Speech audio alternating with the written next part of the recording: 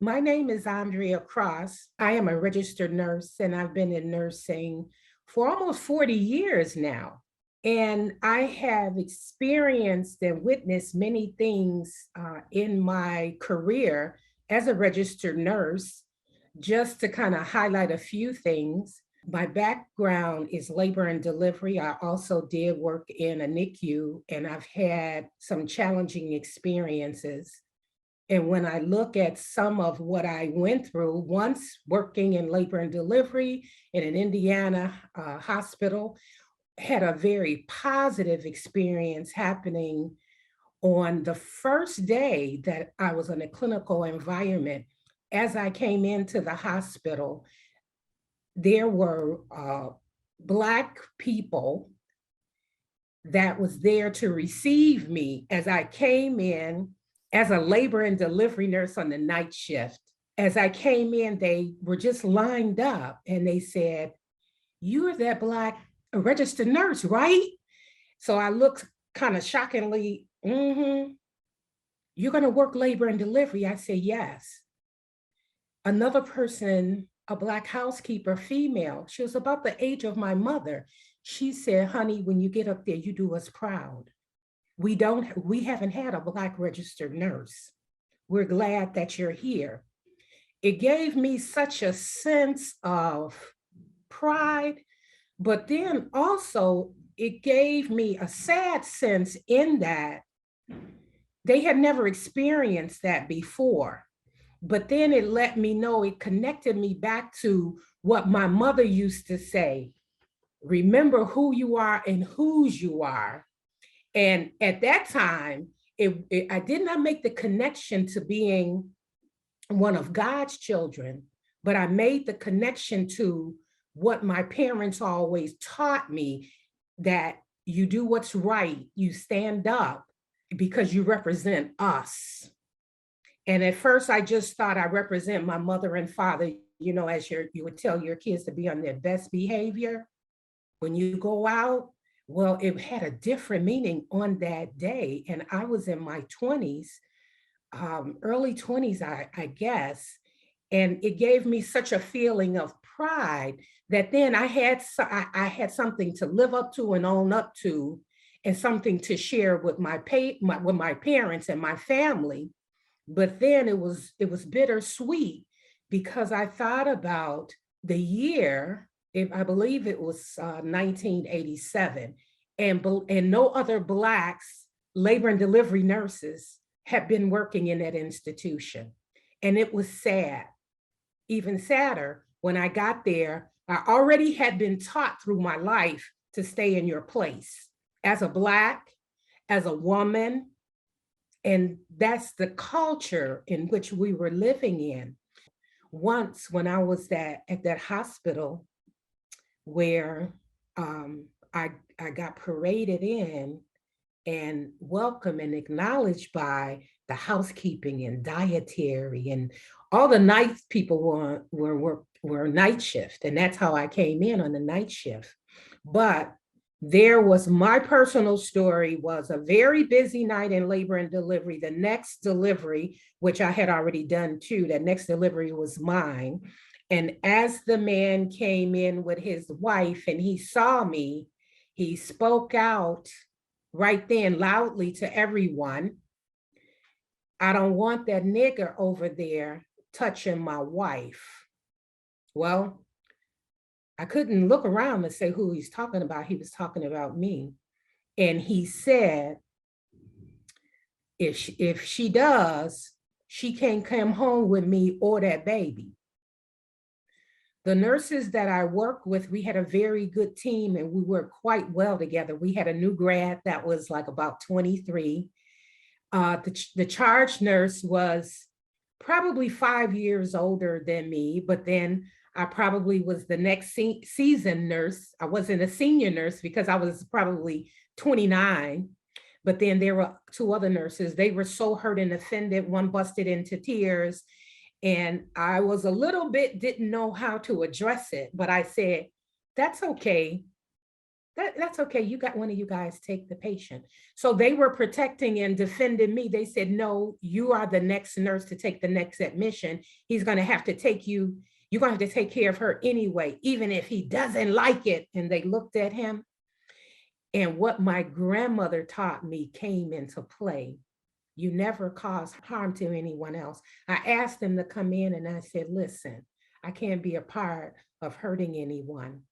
And if this man is so ignorant to call me a nigger and say that she and the baby couldn't go home with them, I can't be around him or go in there because none of that matters to me because I'm a registered nurse and I take care of patients. I have to do whatever it is I can to make sure that her hospital stay was a positive one because she has to live the rest of her life and that baby has to go home to them. And no one wanted to take her because of his position.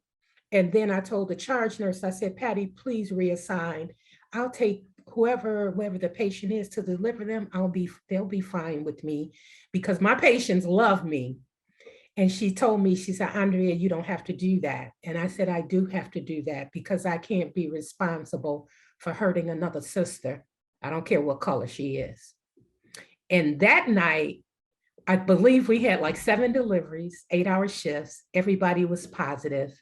That dad stayed in his room. I had no interaction. They had a beautiful baby boy, but because of who I am and what I had been taught by my grandparent, my grandmother in particular, that was born in Ponchatoula, Louisiana, she always shared the story of how we got there.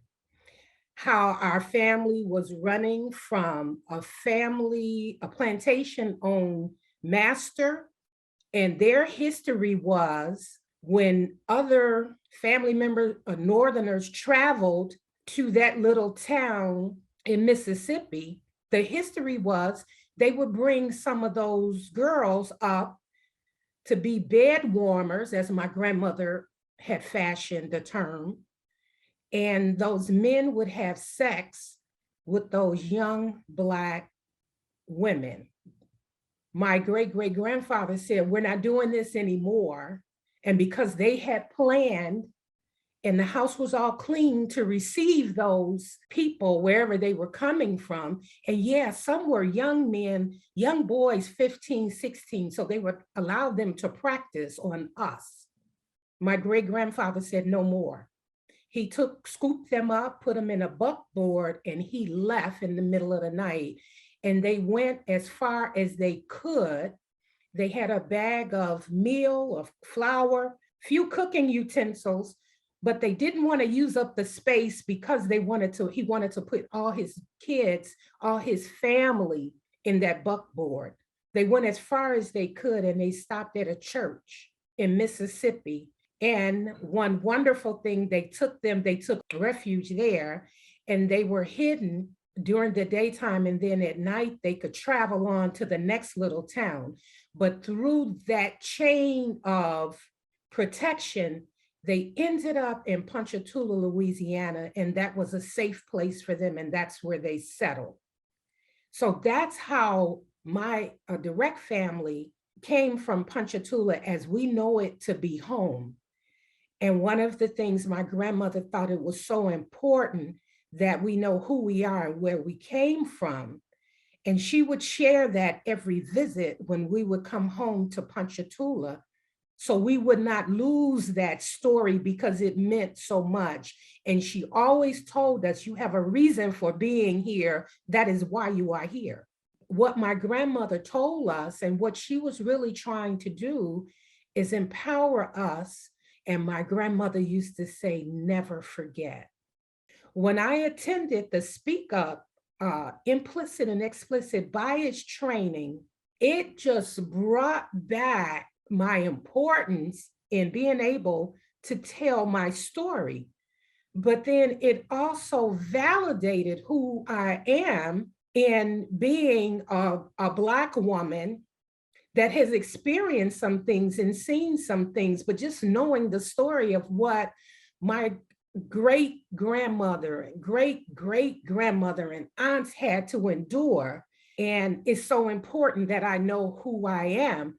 But with this training, it's important that I speak up, and not only speak up for Black women, but I speak up for all women and all people of color, because racism is really an ugly monster.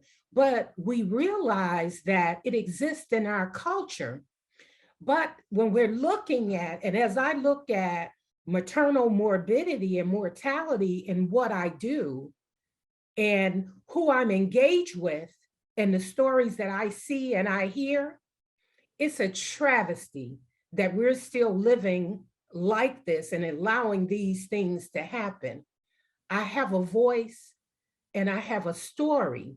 And if it's anything that I can do to help someone else, I want to do that. I want to share and I want to help. And in that training, I just love the way that Deborah and Renee had supported one another to tell the story. Because see, sometimes we have to remember, in order for us to reach the masses, we have to speak and look in a certain way where the masses will stop and listen and hear our story. But there was genuine concern with Deborah and Renee that was so authentic, that came through, and the passion to share what they had for us to make our lives better and to help secure and take care of our patients, because we're responsible for the patients that come to us to care for. And we cannot separate us as individuals to being just a nurse taking care of somebody that's just in labor. We have to see them as real individuals. We have to understand who they are and where they come from, and what we have to contribute to providing care for them, which we're going to see down the line will save those lives. I'm just so grateful and thankful that I had the opportunity to attend. I am very glad that the ILPQC, which is the Illinois Perinatal Collaborative, thought that this was something important to present for birthing hospitals in Illinois. It is. It's so important. And I'm just so thankful that the ILPQC decided to present this to us, to offer it to us. And then the Institute for Perinatal Quality Improvement, improvement, came to present to us in such a way that it touches me at my very soul. Thank you for your commitment and your passion for what you do. And you make a difference in my life, and you are making a difference in other women's lives that depend on you. And not only for the patient, but for young nurses that are out there that are challenged with, how do I communicate with someone? I have learned to not only speak up for Black women, but speak up against racism. I hope that someone out there that sees this and hears this will then step back and look at yourself. Secondly, think about all of your experiences, your exposures, and think about it, how it impacts you and how it impacts the people you live with and you work with and you play with. But learn everything you can and do all that you can to stop this racism, because it is very evil, it's very destructive, and we cannot allow it to continue.